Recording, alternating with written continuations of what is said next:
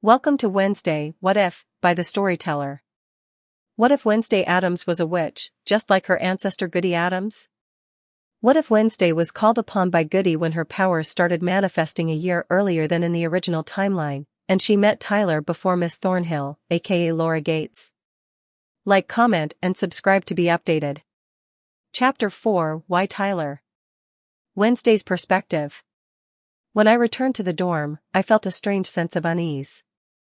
I hadn't really processed what had happened with Tyler. My mind was still spinning with fragments of thoughts I couldn't quite piece together.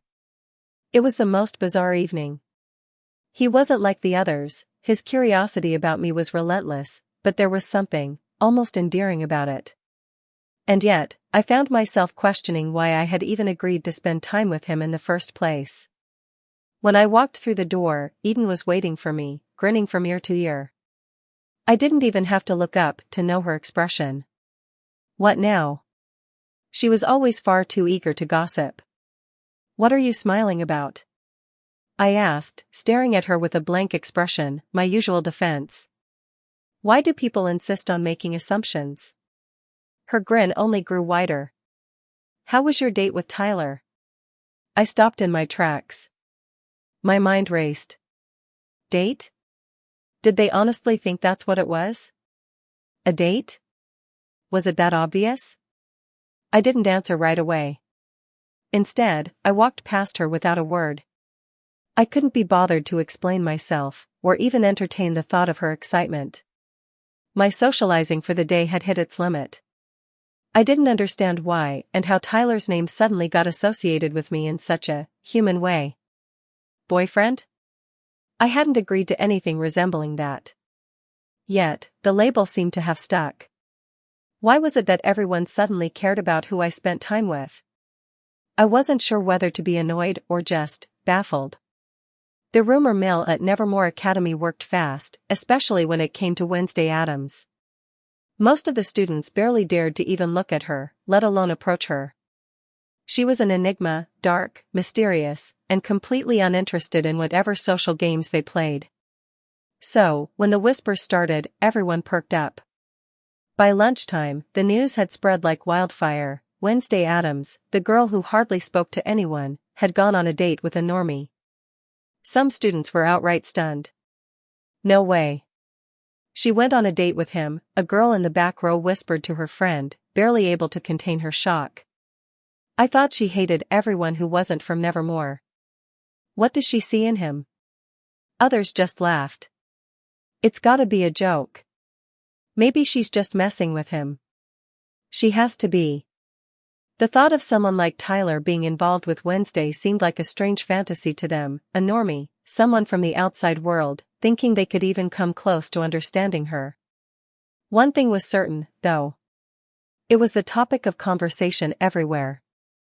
In the halls, during class, even at lunch, students would occasionally exchange knowing glances, murmuring about Tyler and Wednesday. Well, I heard she doesn't even have a phone. Isn't that wild? A guy at the back of the cafeteria whispered to his friend. How's he even supposed to keep in touch with her?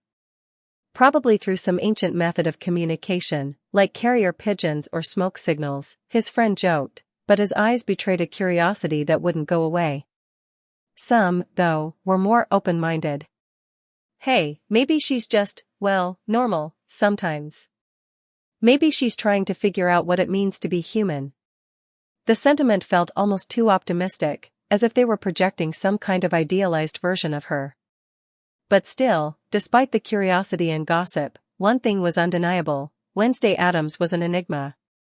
And any time someone from the outside world even got a fraction of her attention, the whole school took notice. Wednesday's perspective. A few days had passed since the strange evening with Tyler.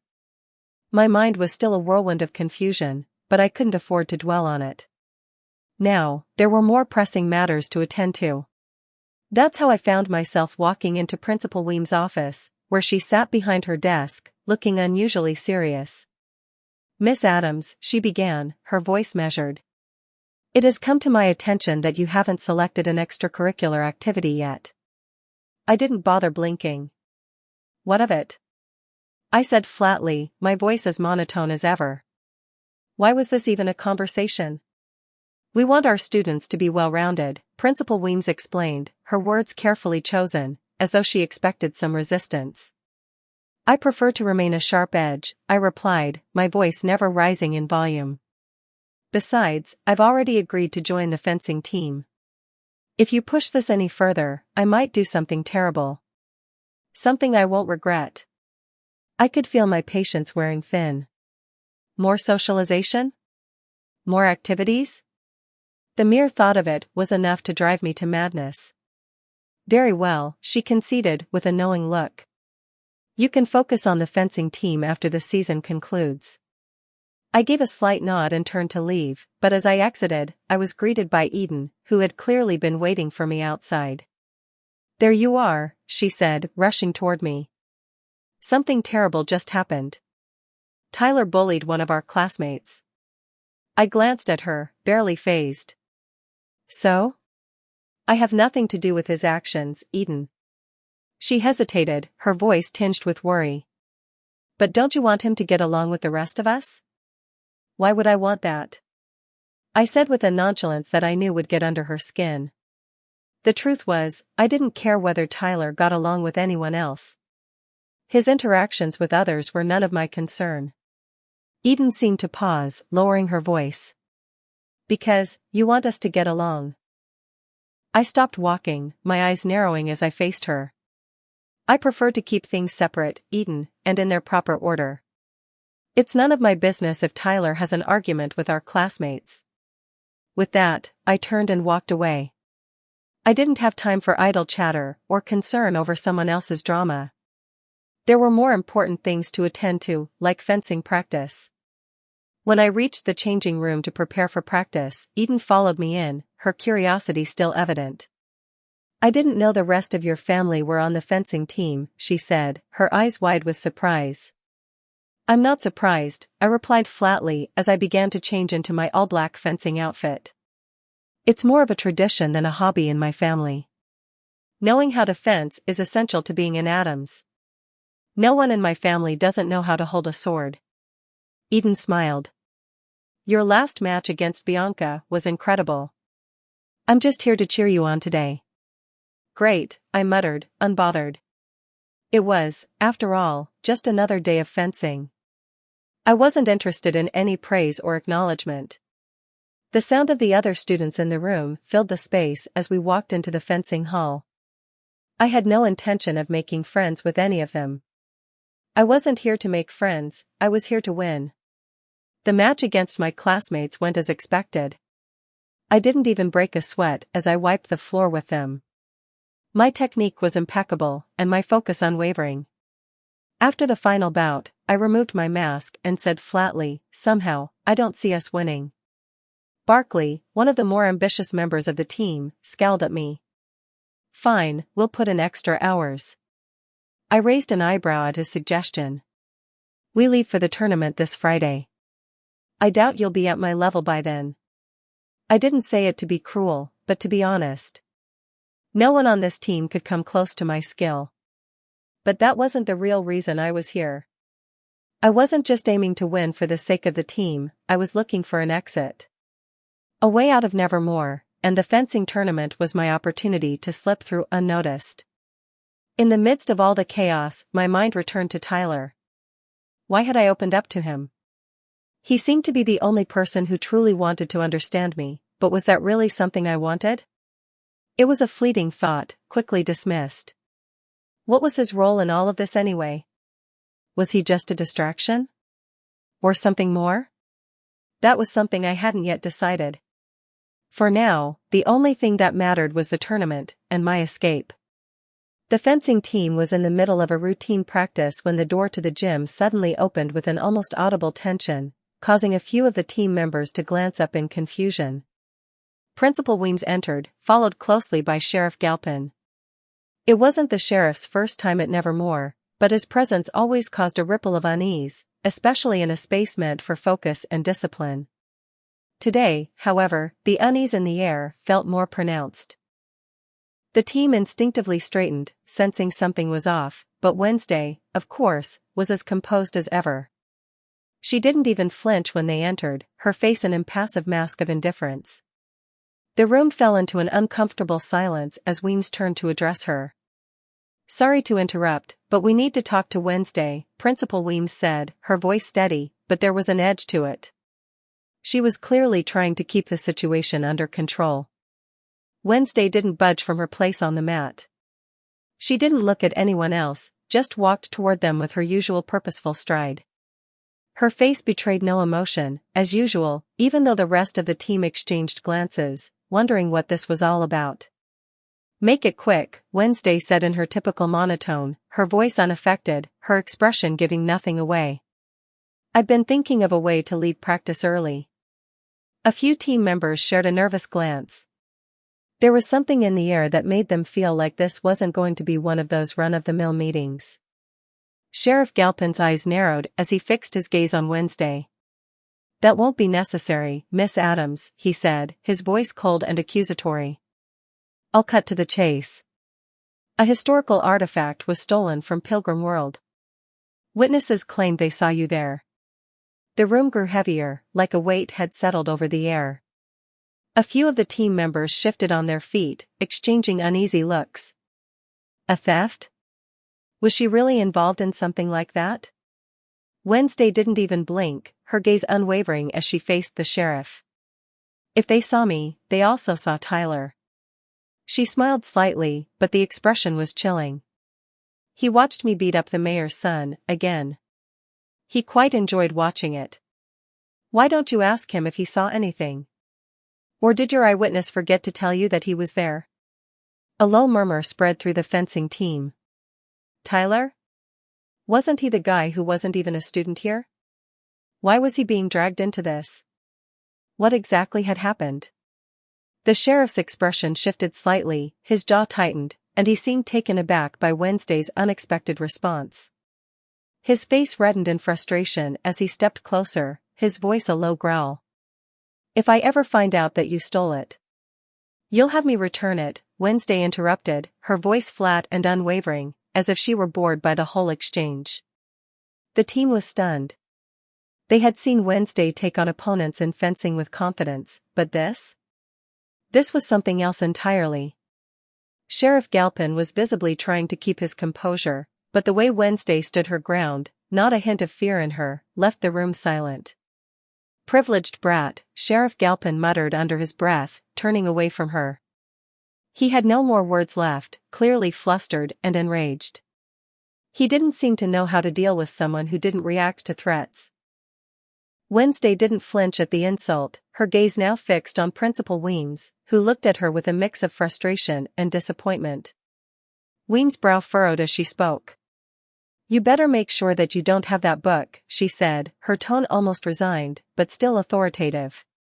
Wednesday simply turned on her heel, her lips curving into the smallest of smiles. The rest of the fencing team stood there, frozen, watching her retreat. The room remained tense, and no one dared speak immediately. As she walked away, a few of the team exchanged looks, muttering under their breath.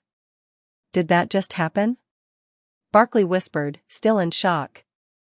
"She's fearless," Xavier said, shaking his head. "I don't know if I could ever be that calm with the sheriff in the room." Eden, who had been watching quietly, shook her head slowly. "It's like she doesn't care about anything, or anyone. She didn't even blink." "She's like a walking mystery," said another team member. "I still don't get how she has the sheriff and the principal backing down. It's insane." "Yeah," Barkley agreed, glancing in the direction where Wednesday had gone. "She's definitely got something figured out. I just hope we're not caught in the crossfire." As the sheriff and Principal Weems left, the team gathered their bearings, but the atmosphere remained thick with questions and a sense of unease.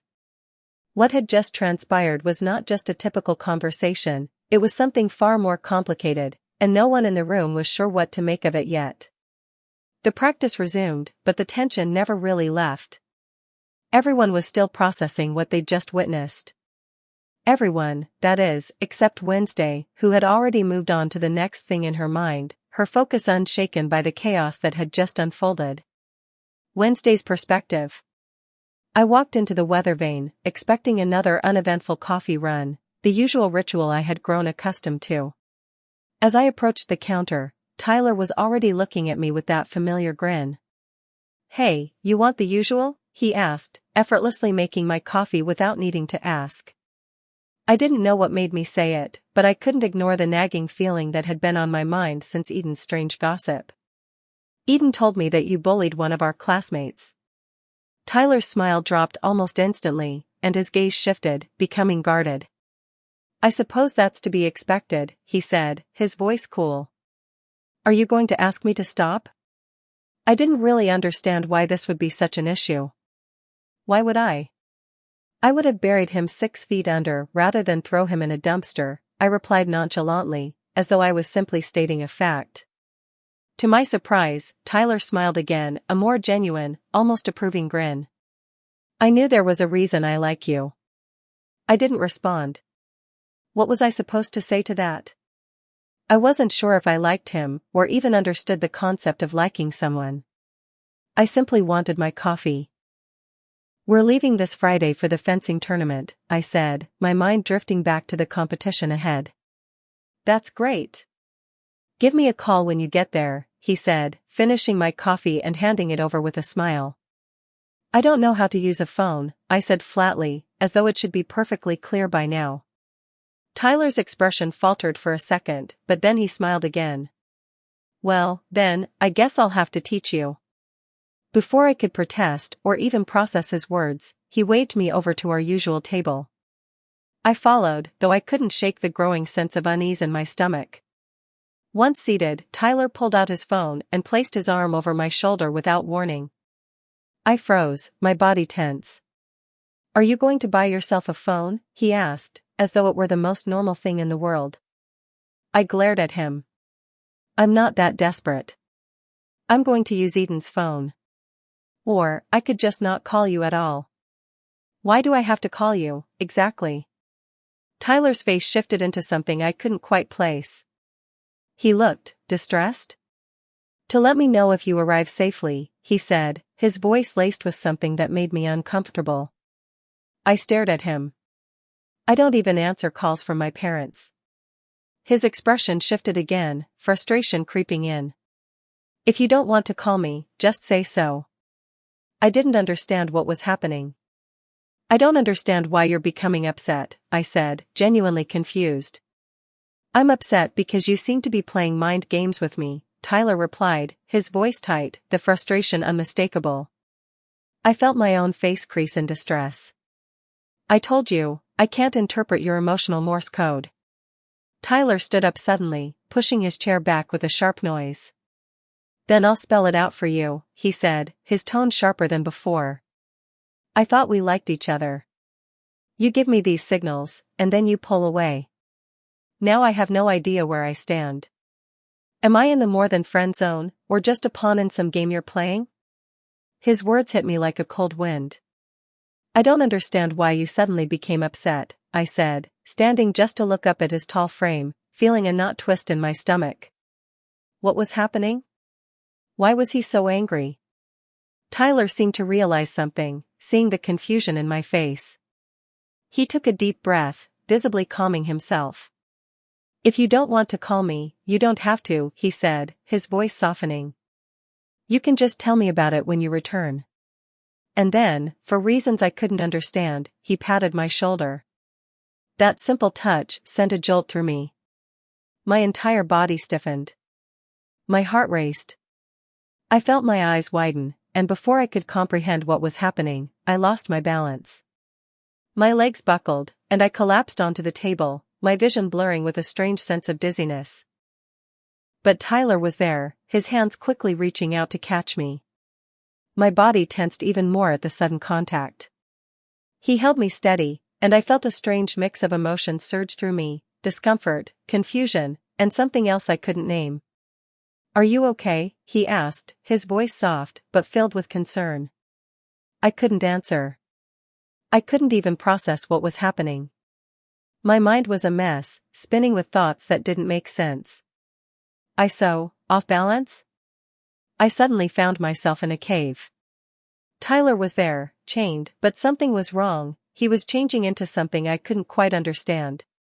Just as I tried to process it, everything shifted, and I was in a forest. The atmosphere felt wrong, heavy with an unsettling presence. As I tried to make sense of what was happening, the monster before me morphed back into Tyler. He called my name, but there was something in his voice that made my skin crawl. His expression was dark, unfamiliar. It was hard to believe that this frightening version of him was the same person I knew. I could feel my heartbeat racing, but I couldn't look away from the vision before me. It was Tyler, but not Tyler. His face was covered in blood, twisted in a way I hadn't expected, his eyes wild, filled with something unfamiliar. I couldn't move, couldn't breathe, as the monstrous version of him moved closer, his steps slow and deliberate. His hand reached out for me, his fingers bloodied and cruel, and I was frozen in place. There was a part of me that wanted to flee, but my body refused to listen. Just as his hand came closer to my face, something inside me snapped. I blinked, and the image before me flickered.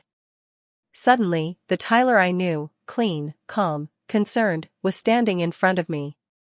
He wasn't the monster anymore, just him. "Wednesday, are you feeling okay?" His voice was soft, laced with concern. His arm was around me, steadying me as I wavered on my feet. The confusion in his eyes mirrored what I was feeling. What had just happened? I stared up at him, his familiar features now a comfort, but I couldn't shake the image of the blood-soaked version of him. A part of me still recoiled, but another part was pulling me toward him. I didn't understand why, but I felt something that I couldn't quite place. "You look like you had an attack," he said, his voice thick with worry. "What happened?" I glanced at his face, comparing the Tyler I knew to the vision I'd just had. The shift was jarring, unsettling. But in some strange way, it made sense. I was attracted to him for a reason. I couldn't ignore the pull I felt every time I was near him, the sense of trust that settled so easily in my chest. No wonder I'm attracted to him, I thought, a quiet realization starting to bloom in my mind. I guess I have a type. It wasn't just his looks or his presence. There was something more, something deeper. I could feel it in the way I trusted him without question, even after everything that had happened. Even after seeing him like that, as something monstrous. Maybe, deep down, I knew that he was still Tyler. But why? "I'm fine, Tyler," I said, trying to calm him and myself. My voice was quieter than I wanted, a touch more uncertain than I was used to. But I couldn't help it. Something about him was different in a way I couldn't explain. Something that made it easier to trust him than I'd ever trusted anyone before. "You sure? You look shaken up," he pressed, his frown deepening. "I'm fine," I repeated, though I wasn't sure of much at that moment. "I should probably get back." "I'll drive you," he said, the concern still evident in his tone. "Just stay put, okay? My shift's almost done." I nodded quietly, not entirely sure why I was still standing here with him, why I felt a mix of confusion and strange comfort. But I knew one thing for sure, I had to figure this out, why my feelings for him made so much sense now. Why trusting him felt so natural. As he guided me out of the cafe, I could still feel the strange tug in my chest.